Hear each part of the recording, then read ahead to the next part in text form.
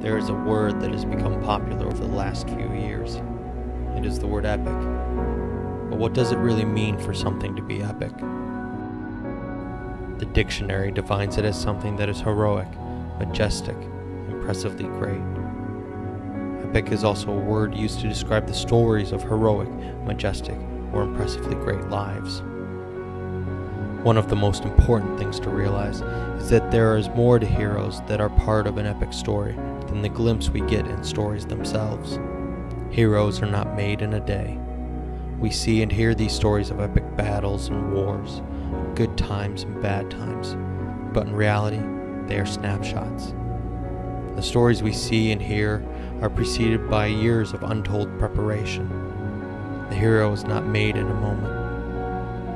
It is a moment that reveals the hero. And our hero is not revealed by the circumstances he faces, but rather by his response to those circumstances. Will he fight? Will she give up? Will he run away? What makes them great is the fact that despite overwhelming odds and a scenario that often offers little hope, they move forward. He has a strength most others do not possess. And there are two kinds of strength. First, the strength that is like a tornado, powerful, mighty, but brief. The second strength, the one most commonly found in heroes who live epic lives, is still strong, but different than the first. It is often quiet, steady, and unfailing. It is strength derived from the life that is missional. Jesus says, "The first shall be last, and the last shall be first."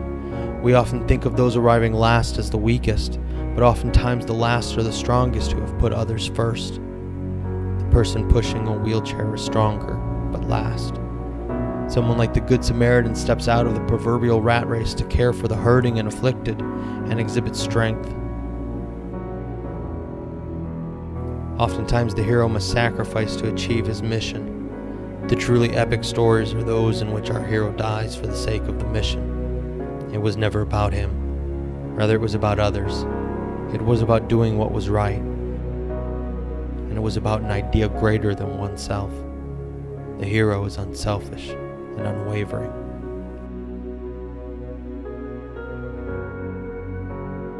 In the story of David and Goliath, we see the hero is not always the expected. The hero is not always the physically imposing character, but rather the small warrior with a big heart. He is the farmer, the shepherd, the servant. He is not always the squeaky wheel or the loud look at me type. Rather, the hero is often he who does not look at himself, but instead looks at the mission and the lives of whom he can affect. He doesn't concern himself with whether or not he believes he can do it. He sees a job that must be done, and he does it. The story of Hope Resource Center is an epic one. For 16 years, Hope has been missional for life. The men and women who serve at Hope and support Hope exhibit the strength of heroes. The battle that faces us is a cultural one and often seems overwhelming and hopeless. It is claiming the lives of not only the unborn, but men and women dealing with the consequences of sex. Heroes of this culture war are strong, not like the powerful and brief tornado, but quiet, steady, and faithful. They are not the look at me type. Instead, our mission of saving lives is a daily uphill grind to offer men and women the necessary resources to live life to the fullest. And so we make sacrifices because God has given us a mission. We give financially. We give of ourselves and our life experiences. We give it all, and we give it gladly because we are missional for life. The hero is not always the expected. You can become a hero in this culture war. You can be missional for life. It will not be easy, and you will probably never have a story written about you, but together we can do something epic. Join Hope and be missional for life.